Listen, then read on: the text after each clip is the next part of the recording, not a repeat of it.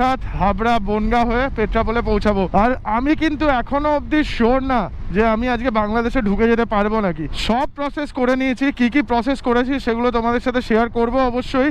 আগে একটু ফিউল নিয়ে নিই, তারপরে সব কথা বলছি। সেরকম পেট্রোল নেই ট্যাঙ্কিতে, ফিউল রেঞ্জ দেখাচ্ছে লেস দ্যান 50 কিলোমিটার।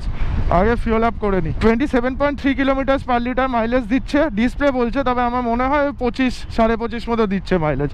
ফুল ট্যাঙ্কি দেবেন 106.03 করে কলকাতার পেট্রোলের দাম। ধরেন আমি ঢুকিয়ে দিচ্ছি এটাকে, এখান দিয়ে আবার তেলটা একটুখানি বাউন্স করে, ব্যাস এবার দিন। 1412 টাকার পেট্রোল ঢুকিয়ে নিয়েছি, পুরো ফুল ট্যাঙ্ক, একদম ট্যাঙ্কি ছুঁয়ে ছুঁয়ে ভর্তি হয়ে গেছে। 14 লিটারের ট্যাঙ্কি 13.32 লিটার তেল গেছে ট্যাঙ্কির মধ্যে। তোমরা যারা লাস্ট কিছুদিন ধরে আমাদের ব্লগের সাথে অ্যাটাচ ছিলে তারা নিশ্চয়ই জানবে যে আমি কিরমভাবে প্রিপারেশন করছিলাম আমার এই ট্রিপটার জন্য। মানে প্রত্যেক দিনই আমাকে ডকুমেন্টস নিয়ে দৌড়াদৌড়ি করতে হয়েছে, প্রায় প্রত্যেক দিন। মানে প্রচণ্ড পেপার ওয়ার্ক ছিল। কলকাতা থেকে যদি বাই এয়ার বা বাসে করে বা ট্রেনে করে বাংলাদেশ আমি যেতাম তাহলে হয়তো এতটা ঝামেলা আমাকে পোহাতে হতো না। যেহেতু আমার নিজের বাইক নিয়ে আমি বাংলাদেশে যাচ্ছি, ওই জন্য অনেক রুলস অ্যান্ড রেগুলেশন, অনেক নিয়ম কানুন মেনে তারপরে আমাকে বেরোতে হয়েছে আজকে। বাইক নিয়ে বাংলাদেশ যাওয়ার জন্য আমার পাসপোর্ট তো লাগবেই, তার সাথে ভিসা তো লাগবেই, দুটো তো মাস্ট। তার সাথে সাথে যেটা বাইকের জন্য লাগবে সেটা হচ্ছে বাইকের পাসপোর্ট বা কার্নেট। কার্নেটটা বানাতে হবে হচ্ছে WIAA বলে একটা সংস্থা রয়েছে মুম্বাইতে, বেসিক্যালি তারাই কার্নেট ইস্যু করে। তো তাদের সাথেও আমাদের অনেকবার ফোনে কথা হয়েছে, অনেকবার মেল চালাচালি হয়েছে, আর কমপ্লিটলি কিন্তু আমি আমার বাড়িতে বসেই আমার হাতে কার্নেট পেয়ে গেছি। প্রথম কথা হচ্ছে WIA এর একটা মেম্বারশিপ নিতে হবে, সেটা 3500 টাকা মতো খরচা হয়। আর তার সাথে কার্নেট করতে 50,000 মতো খরচা হয়। আর তার সাথে যেহেতু আমি আমার বাইক নিয়ে বাংলাদেশে যাচ্ছি, ওই জন্য আমাকে একটা অ্যামাউন্ট ডিপোজিট রাখতে হয়। মানে WIA এর কাছে ডিপোজিট রাখতে হয়, যেটা রিফান্ডেবল অ্যামাউন্ট। সেটা যখনই আমি বাইক নিয়ে ফিরে আসবো তখনই ফেরত দিয়ে দেবে আমাকে। বাইকের যা দাম তার 300% 200% টাকা জমা রাখতে হয় না, এরকম একদমই নয়। বাইকের দামও রাখতে হয়নি, তার অনেকটাই কম রাখতে হয়েছে। এটা আমি শেয়ার করতে চাইছি না, তার কারণ হচ্ছে এটা আমাকে পার্সোনাল রাখতে বলেছে।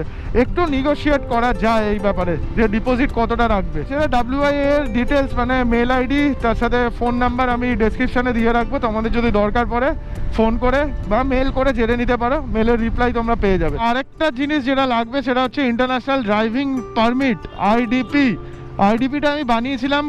কখন বানিয়েছি, কবে বানিয়েছি সব কিছু আমি ব্লগে জানিয়েছি।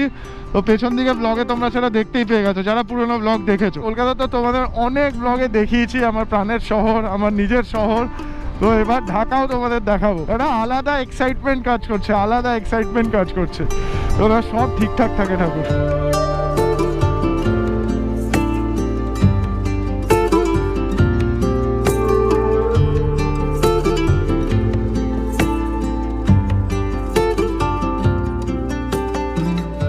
পেট্রাপোলে চলে এসেছি। You are entering into Indo Bangladesh border area. Jessore 39, Dhaka এখান থেকে 313 কিলোমিটার।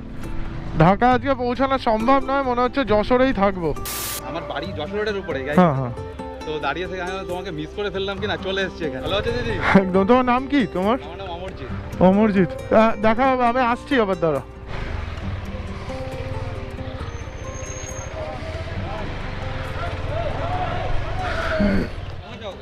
बांग्लादेश। बांग्लादेश किस पर्पस से? टूरिस्ट। बांग्लादेश कैसे जाओगे?